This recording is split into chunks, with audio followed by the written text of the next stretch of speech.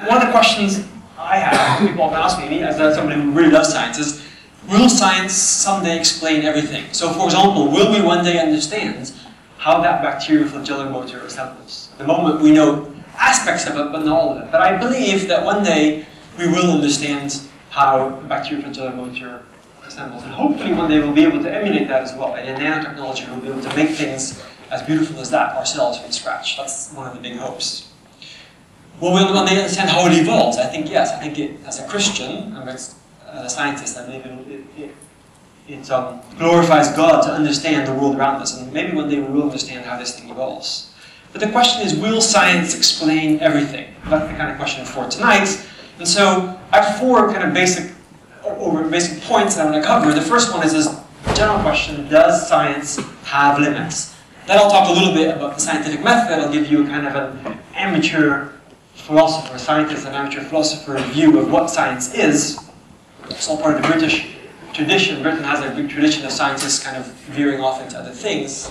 For example, in Oxford, in physics, physics as a whole, I have about at least 10 other colleagues who are quite keen Christians, fellow professors, and with about 10, 15 other philosophers and theologians, we get together once a term, we have a dinner, a very nice dinner in college with nice food and nice wine, and we talk about these kinds of questions. So for those of you that you can indulge just in the British tradition, we like to do these kinds of things. And speaking about British traditions, here's one of my colleagues, Peter Atkins, on the question, does science have limits? This is a nice long quote, but I'll just quote the red part of it. There is no reason to expect that science cannot deal with any aspect of existence. And at the bottom he says, I do not consider that there is any corner of the real universe or the mental universe that is shielded from science's glare. Although poets may aspire to understanding, their talents are more akin to entertaining self-deception. Philosophers too, I'm afraid, have contributed to the understanding of the universe little more than poets. I long for immortality, but I know that my only hope of achieving it is through science and medicine, not through sentiment and its subsets, art and theology. So Peter Atkins, probably many of you in chemistry have used his textbooks, a very clear writer. That clarity is also here. He's very clear in what he thinks. And he thinks that science will one day explain everything. Not only that if he really wants to find some kind of meaning and purpose in life, he's going to find it through science.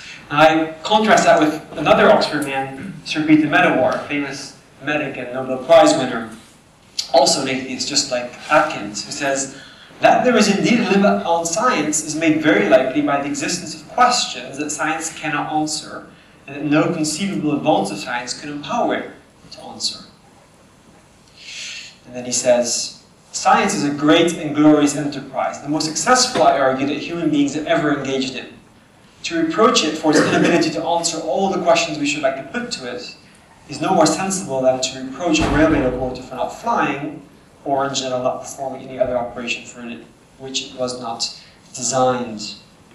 And what is Medawar saying here? Medawar is saying what gives science its power is the fact that it also sets limits. So if you think about science, science is about making things, doing experiments typically, observations, things that are repeatable. And Medawar is saying, science is a great and glorious enterprise, but it's wrong to expect from it, from its methodology, to explain everything that's important in life. For more information about the Veritas Forum, including additional recordings and a calendar of upcoming events, please visit our website at veritas.org.